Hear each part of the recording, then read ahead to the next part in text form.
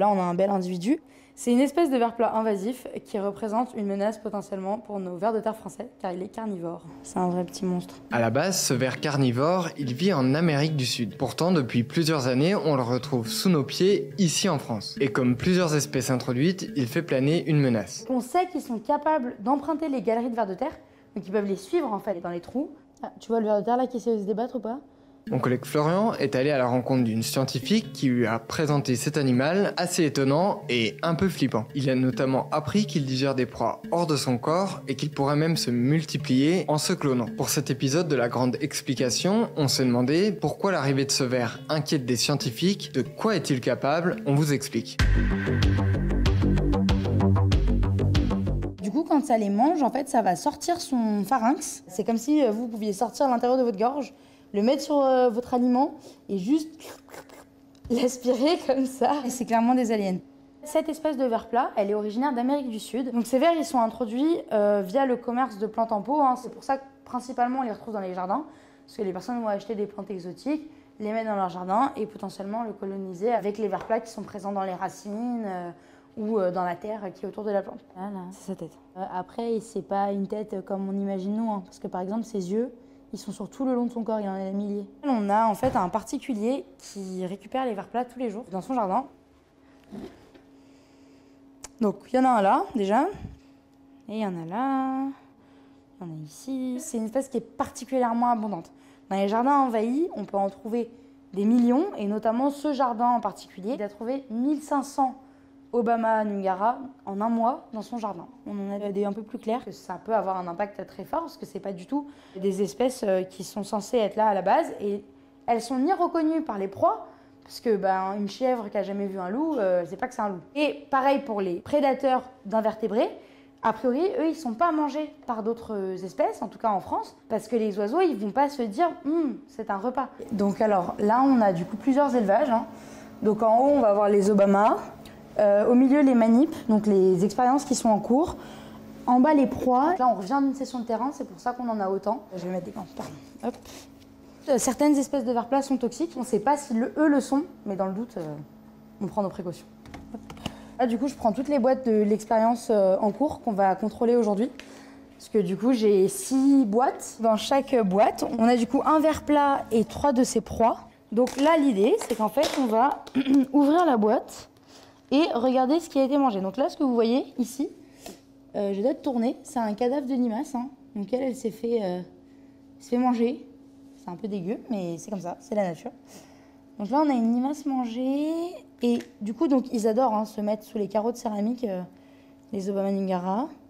Donc là, on va vraiment chercher soigneusement si les autres proies sont visibles. Et là, juste à côté, vous pouvez voir l'Obama qui se cache, le truc marron. La tête est là. Et donc là, on a notre dernier survivant de ce Koh-Lanta des vers de terre. C'est ce petit escargot. C'est pour ça que là, on fait ces tests avec ces différentes espèces. C'est pour savoir s'ils vont manger une espèce plus qu'une autre. S'ils mangent tout de manière à peu près équivalente, bon, ça va avoir un impact sur l'abondance. Mais l'écosystème peut continuer à évoluer dans le sens, on va dire, classique. Il se barre. Vous voyez, il est vraiment plein par rapport au ver de terre qui est à côté. Ça, c'est le même que tout à l'heure. Oh, dis-moi que t'as pas mangé l'autre, là, espèce de goinfre. VDT. Oh. Tout à l'heure, c'était une limace, un escargot et un ver de terre.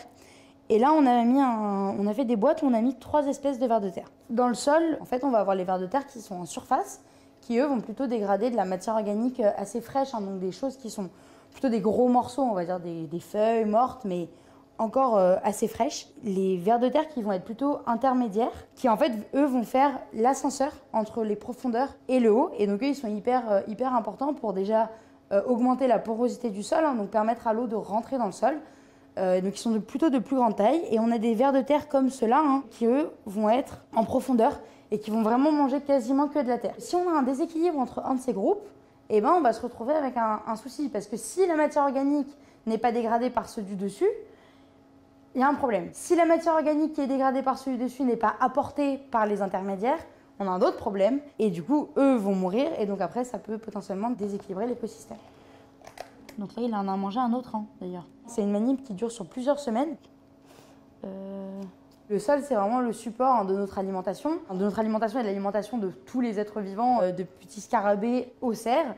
Donc si les vers de terre viennent à disparaître, eh ben, on a une perte complètement. Les plantes ne peuvent plus obtenir leurs minéraux dans le sol, la matière organique dont elles ont besoin pour grandir, etc. C'est vraiment une réaction en chaîne sur l'ensemble de l'écosystème. Là, je peux vous montrer du coup des cocons et des juvéniles de Boa Lingara qu'on a là au labo. Et normalement...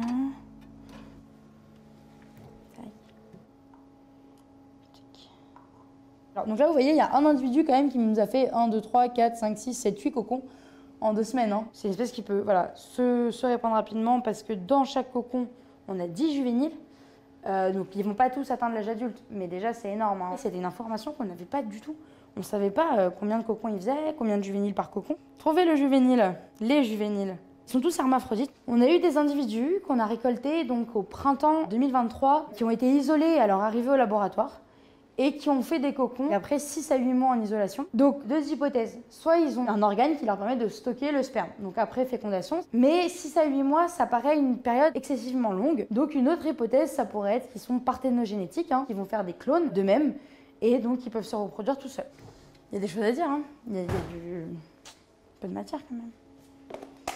Donc ça c'est mon plus gros... Oh mon dieu, putain il est énorme, ok. Même moi il m'a fait peur. Donc ça c'est le plus gros spécimen que moi j'ai jamais vu et ça c'est un spécimen qu'on a depuis avril au labo. Les vers pleins de cette espèce ils font maximum jusqu'à 20 cm. Mais bon donc voilà ils peuvent quand même atteindre cette taille là et il y a certaines espèces qui sont beaucoup plus grandes. Donc notamment les bipaliums hein, qui sont à tête de marteau, enfin qu'on appelle vers plat à tête de marteau qui peuvent faire jusqu'à 40 cm de longueur. On a ce genre de différence de taille hein, entre les juvéniles et un très gros adulte. Ce qu'on fait ici, ça va servir à déjà augmenter les connaissances sur cette espèce donc qui n'est pas très connue. Ça peut éventuellement servir à mettre en place de nouvelles législations. Malheureusement, on ne pense pas pouvoir se débarrasser d'une espèce envahissante une fois qu'elle est présente. Surtout pas ce genre d'espèces-là qui sont dans le sol et très difficiles à observer. Par contre, limiter les nouvelles introductions, limiter la répartition entre jardins, donc ça veut dire qu'en France, que les gens se limitent et arrêtent de les répandre partout, ça peut être des choses qui peuvent être mises en place. Hop là, c'est bon, j'ai tout le monde. Jean-Jacques, parce que là, s'ils finissent par se répandre dans le laboratoire... Mais là, du coup, on en a plein, et notamment, j'en ai un tout petit, je ne sais pas si vous pouvez le voir. Parce que pour vous montrer à quel point ce serait impossible de les voir dans des plantes en pot. Quand on parle de 6e extinction de masse, la plupart des gens vont me dire oui, mais c'est bon, il y a toujours des girafes et des gnous. Oui, mais ceux-là, on les voit parce qu'ils sont énormes. Et en fait, la biodiversité qu'on perd le plus, c'est la biodiversité d'arthropodes, donc les insectes, et d'invertébrés. Il y a certaines espèces qui disparaissent sans avoir même un jour avoir été découvertes. Et les sols sont très peu protégés d'ailleurs, parce qu'on protège les rivières, on protège les mers. Mais par contre, le sol, il y a très peu de législation dessus. À part le fait d'être propriétaire d'un sol, on n'a quasiment rien. Et malheureusement, c'est un peu dommage parce que c'est de là que tout vient. C'est comme ça qu'on se nourrit, c'est comme ça qu'on vit. On marche dessus, on construit dessus, donc c'est très important de le protéger.